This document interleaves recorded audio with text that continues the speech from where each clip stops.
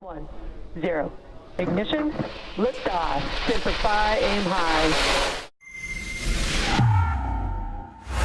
All right, Ricky Butterworth, or it might be Cindy Butterworth, says, where do you stand on the Great Reset the Liberals are planning on introducing? Well, let me just say that, first of all, what is this Great Reset? Pierre Poilievre, the federal conservative finance critic, recently raised concerns about this, and then he was attacked by some in the media and by the Liberals for supposedly circulating conspiracy theories. Well, the Great Reset is actually the name of a book by a very prominent advocate of it. His name is Klaus Schwab. He sent me a copy. I guess he sent one to probably every government leader around the world.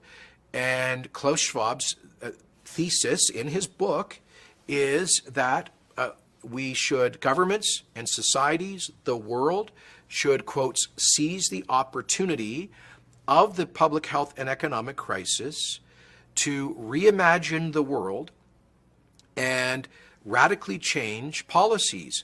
Now, in what ways? I would describe it as a grab bag of left-wing ideas for less freedom and more government, for more government intervention, for policies that would, I think, create massive poverty, particularly energy policies that he is advocating. So Klaus Schwab, by the way, is the president and founder of the World Economic Forum, also known as the Davos Summit.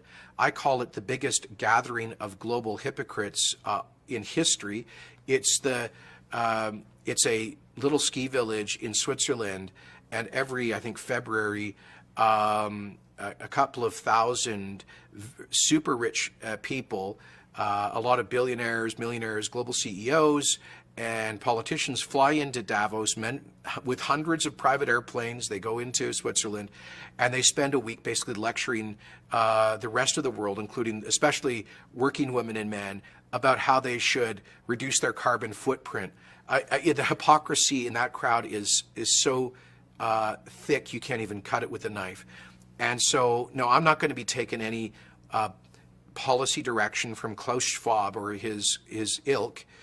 And what I find offensive, look, the so-called Great Reset is not a conspiracy theory.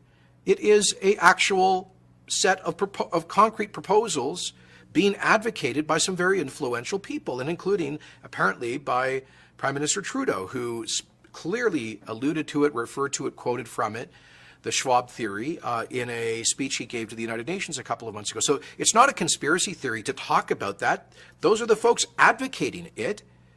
And I think it's perfectly legitimate for democratically elected leaders, for me to say, heck no, we're not going to exploit or take advantage of a crisis to advance a political agenda.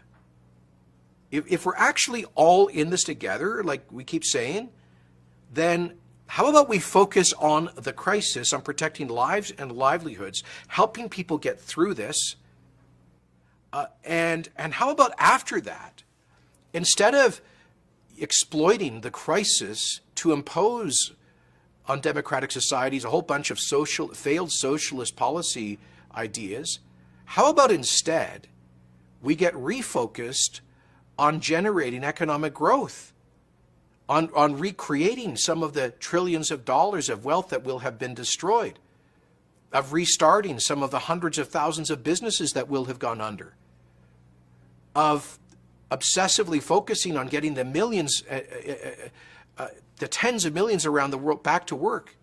Those who have suffered most in the COVID era have been the poorest around the world. And so the notion that we would then drive them further into energy poverty through Klaus Schwab's policy agenda is, I just frankly find it offensive. So no, it's not a conspiracy, and nor is it a conspiracy theory. I think it's just very distasteful and regrettable that influential people would explicitly seek to take advantage of a crisis like this to advance their own political vision and values. The very word secrecy is repugnant in a free and open society, and we are, as a people, inherently and historically opposed to secret societies, to secret oaths, and to secret proceedings. We decided long ago that the dangers of excessive and unwarranted concealment of pertinent facts far outweighed the dangers which are cited to justify it.